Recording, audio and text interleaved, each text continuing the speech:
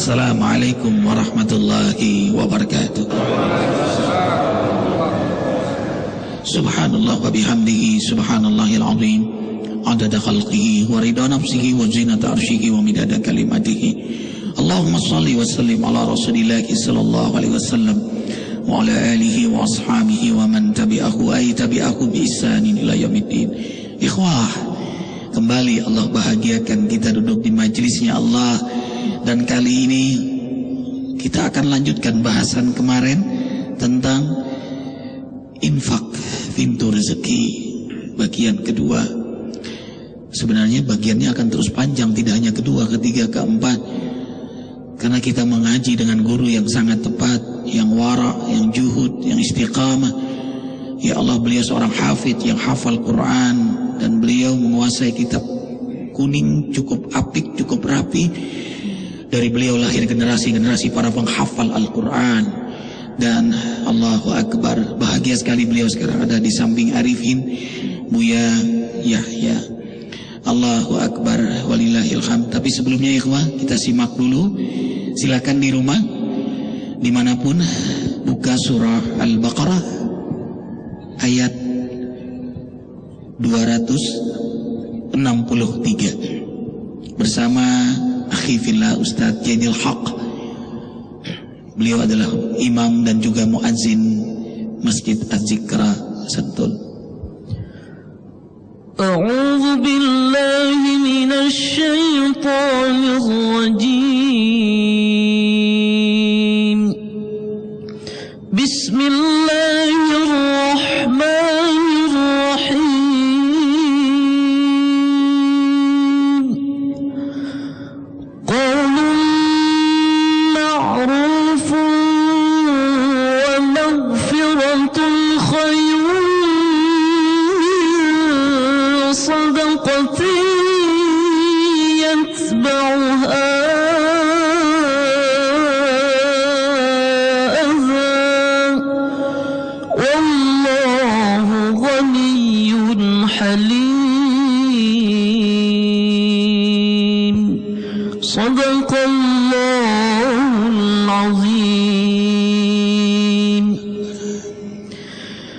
Berkata baik dan memberi maaf kepada seseorang lebih baik daripada memberikan derma kepadanya, lalu diikuti oleh kata-kata yang menyakitkan hati orang yang diberi itu.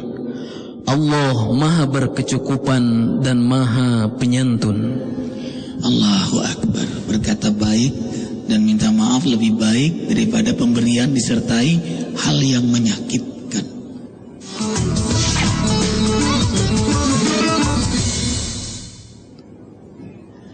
Nasihati kami Buya. Bismillah. Alhamdulillah, wassalatu wassalamu ala Rasulillah Sayyidina Muhammad bin Abdullah wa ala alihi wa ashabihi wa mawalah. Para pemirsa semua, wabil khusus guru kami yang senantiasa kami harap doa dan kami harap pengarahan bimbingan Ki Haji Muhammad Arifin Ilham. Tadi taujih Rabbani, Allah setelah menjelaskan keutamaan di dalam berinfak yang akan mengundang rizki, setelah itu Allah menyempurnakan bagaimana seorang hamba di dalam infak agar benar dan baik. Kadang kita menemukan orang yang minta kepada kita tidak punya adab. Sebetulnya di situ juga untuk kalau Imam Ghazali kalau pengen tahu keikhlasanmu, coba jika ada orang mengetuk rumahmu dengan ketukan yang amat keras, lalu dengan suara yang keras meminta kepadamu, kebetulan di saat itu engkau lagi tidur, apa yang kau lakukan saat itu? Mungkin akan kita tolak, kamu tidak punya adab. Kemudian setelah itu datang yang kedua, dengan bahasa lembut, mohon maaf, dengan panjatan doa yang banyak, dengan kata-kata yang lembut baik. Kira-kira bagaimana? Akan kau kasih? Kata Imam Ghazali. Dijawab, akan kami kasih baik. Di saat itu kamu belum ikhlas. Sebab yang pertama juga butuh, yang kedua juga butuh. Bedanya yang pertama tidak adab kepadamu, yang kedua beradab kepadamu. Jadi di saat engkau memberi yang kedua, kamu hanya ingin dibalas dengan senyumnya saja. bukan mengharapkan Allah Subhanahu wa taala. Nah, kadang kita menemukan orang yang minta kepada kita dengan tidak adab. Kalau engkau tidak bisa memberi, jangan mencaci. Qaulun ma'ruf. Kadang sudah tidak memberi, mencaci. Bahasa. Tidak memberi, mencaci lagi. Mau memberi mencaci saja dicaci. Di mana? Termasuk minal kabair dikatakan. Falatatul la yukallimuhullahu yaumal qiyamah. Al-Mannan, orang yang suka menyebut-nyebut kebaikan yang pernah dilakukan, tidak dilihat oleh Allah di akhirat. Sekarang tidak ngasih marah-marah, tidak ngasih marah-marah. Naudzubillah. Qaulun ma'ruf, perkataan yang baik. Kalau memang kita tidak punya, katakan mohon maaf, saya tidak ada. Wa maghfiratun, memaafkan. Biarpun dia dengan cara memintanya tidak baik, maka ketahuilah kita lapang dada memaafkannya. Itu khairun, lebih bagus daripada sedekah yang kita berikan lalu setelah itu kita menyebut-nyebut bahkan dengan kalimat yang tidak indah, kalimat yang tidak baik, menyakitkan, dan itu menghapus. Itu lebih dari riya. Kalau riya itu hanya pengen disanjung oleh dia, tapi ini mencaci, ngasih tapi menyakitkan. Menyebut kebaikannya iya, lebih dari itu menyakitkan, dan itu adalah termasuk dosa. Subhanallah, berbuat baik tapi menjadi dosa. Maka harus ditata benar. Kalau ingin berjuang di jalan Allah, memang harus ada ilmu, harus ada. Kalau tidak, kata Imam Ghazali, akan lolos. Amalnya berjalan, sedekah keluar tapi tidak mendapatkan apa-apa. Yatba'u ada, jadi sedekah ada. Orang melakukan sedekah tapi diikuti dengan kalimat-kalimat yang tidak baik, kalimat yang menyakitkan, dan ketahuilah itu bukan saja amalnya tidak diterima, tapi lebih dari itu mengundang murka Allah Subhanahu wa taala, menjadi tidak dilihat oleh Allah Subhanahu wa taala. Ada satu hal lagi yang paling penting, lebih penting. Artinya apa? Untuk bisa melaksanakan ini adalah apa? Di saat kita menjadi posisi orang yang meminta, apakah atas nama pribadi yang fakir atau atas nama yayasan? Jangan kita meminta menjadi orang tersebut punya sifat man. Jangan sampai kita meminta menjadi orang itu marah kepada kita. Sehingga di dalam meminta itu adab. Ada orang pengen membangun pesantren atau masjid, lalu begini, yang penting banyak, ikhlas gak penting. Ini kurang ajar. Ini kurang ajar, paling kurang ajarnya manusia. Karena apa? Pengen pondoknya gede, tak taunya orang itu masuk neraka. Tidak, harus adab.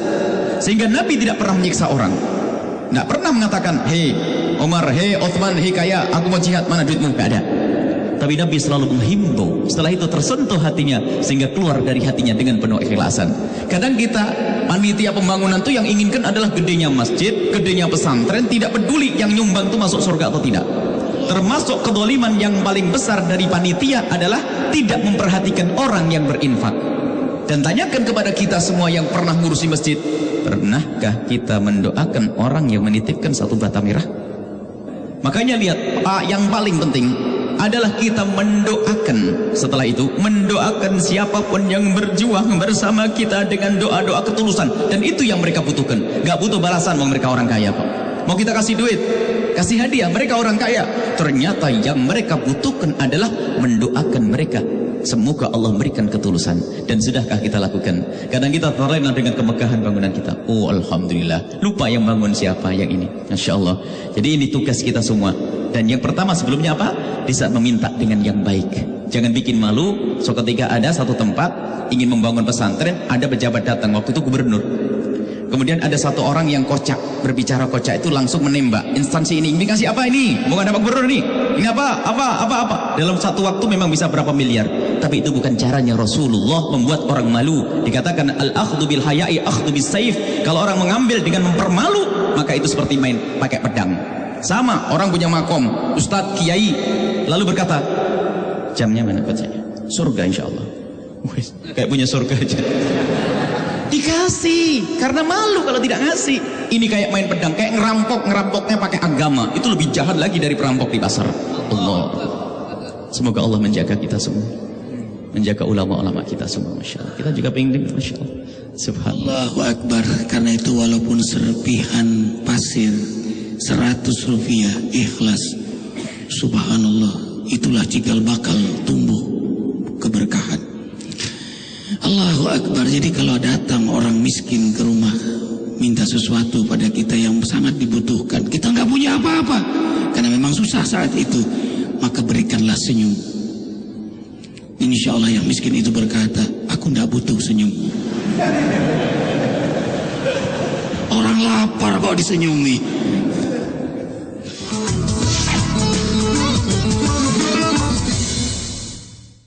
Ikhwah, khasnya Buya Yahya selalu menyampaikan tentang kebersihan hati, kehati-hatian. Jangan sampai dalam syariat hatta infak sekalipun diri dengan hawa nafsu. Disitulah sebenarnya infak sebenarnya. Dari keimanannya kepada Allah, lillah. Semuanya milik Allah dan semuanya akan kembali kepada Allah Jalla Jalaluh. Allah ada, sebelum kata ada itu ada. Allah tetap ada sekalipun kata ada sudah tidak ada. Dan juga tidak disebut ria kalau memang ingin fastabiqul khairat. Juga sembunyi-sembunyi bisa punya sifat ujub. Yunfiquna sirra wa alaniyah bil-laili wan nahar. Taujih Rabbani dalam surah Al-Baqarah 274. Mau sembunyi-sembunyi atau terang-terangan, mau malam atau siang, yang penting hatinya. Nah, Buya selalu bicara hatinya lillah.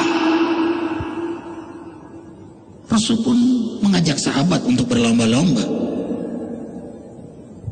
Bahkan ada Subhanallah, diisyaratkan oleh Rasulullah, sebagian orang memang Nabi pernah menyebutkan sedekah sir sembunyi itu lebih bagus daripada sedekah terang-terangan. Tapi dalam riwayat yang lain ternyata bagi yang sedekah terang-terangan 2 pahala. Di saat sudah tertata, sudah biasa sedekah sir sembunyi, maka sedekah terang-terangan punya 2 pahala, khususnya bagi orang-orang yang diikuti. Yang pertama untuk tahadduts bin nikmat, syukur atas nikmat Allah.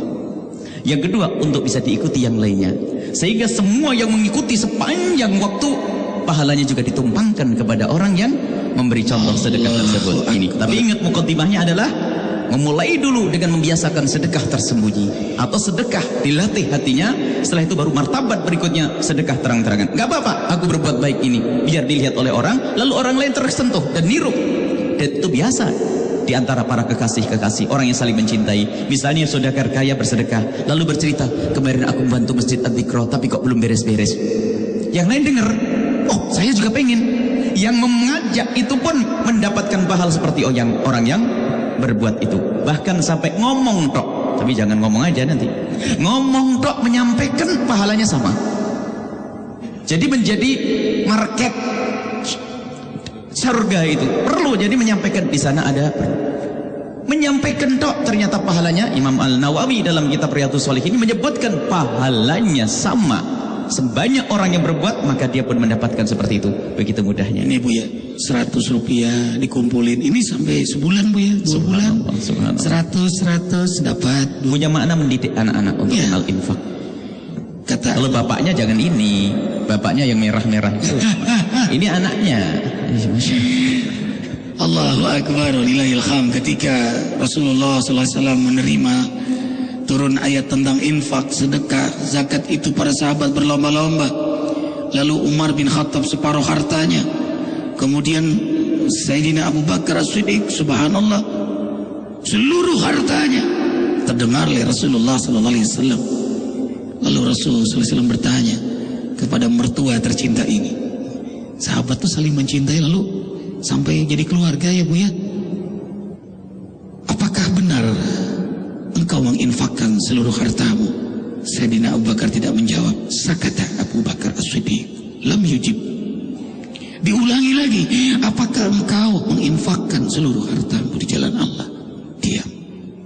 Ketiga kali karena Rasul terus bertanya, tidak santun, tidak menjawab. Apakah kau benar menginfakkan seluruh hartamu di jalan Allah? Sadaqta, benar ya Rasulullah. Idan malak, kalau begitu apa yang kau punya? Subhanallah, jawaban Sayyidina Abu Bakar Siddiq, Allah wa anta ya Rasulullah sallallahu alaihi wasallam. Yang aku punya sekarang Allah dan engkau ya Rasulullah. Tiada yang kita miliki, hanya soal waktu semuanya akan kembali pada pemiliknya. Hai hanya orang beriman yang cerdas, yang tahu bahwa harta ini milik Allah, maka ia buat menjadi amal jariah, amal yang panjang, amal yang baqa, yang ia bawa ke alam kubur, yang ia bawa di akhirat nanti. Allahu Akbar. Karena itu hanya orang beriman yang bersedekah, berinfak, berzakat. Kalau tidak, dianggap dusta imannya. Siapa? Mereka yang tidak peduli dengan fakir miskin dan tidak menyantuni anak yatim. Mereka dusta. Allahu Akbar. Lagi-lagi terbatas waktu, Buya. Makanya ngaji, datang ke Cirebon, pesantren Al-Bahza. Setiap bulan, Buya, hari apa kajian bulanannya? Sabtu Ahad. Sabtu Ahad. Setiap seminggu pekan. sekali. Setiap Sabtu dan setiap Ahad. Jam? Sabtu tafsir setengah 7 sampai jam 8. Sabtu tafsir, Ahad hadis. Sama jamnya. Jamnya sama. Jamnya sama. Al-Bahza, Cirebon. Allahu Akbar. Terima kasih, Buya. Dan juga bisa hadir langsung yang dekat di sini. Jakarta, Bogor, Cibinong, Babakan Madang. Masjid Az-Zikra Sentul setiap subuh sampai isyraq bersama guru-guru. Arifin hanya menjadi wasilah, MC. Allahu Akbar. Karena Buya menasihati, yang menjadi wasilah kebaikan, dia mendapat nilai kebaikan itu. Semua kita bisa menjadi wasilah. Jadilah orang yang berdakwah. Kalau nggak bisa, jadilah orang yang menjadi wasilah dalam dakwah itu. Terima kasih HMTP menjadi wasilah dakwah. Allahu Akbar. Mudah-mudahan kru-kru semua meraih pahala yang banyak. Terima kasih amal jariah ikhwah semua. Insya Allah kami terus, tadi Buya bilang jangan lupa mendoakan. Kami terus mendoakan Buya, walaupun 100 rupiah, walaupun 100 rupiah, walaupun hanya dengan doa. Ya Allah, berkahi semua yang berinfak, semua yang memperhatikan perjuangan di jalan-Mu ya Allah. Maafkan Arifin. Subhanakallahumma bihamdika asyhadu an la ilaha illa anta astaghfiruka wa atubu ilaik. Wabillahi taufiq wal hidayah. Assalamualaikum warahmatullahi wabarakatuh. Ya Nabi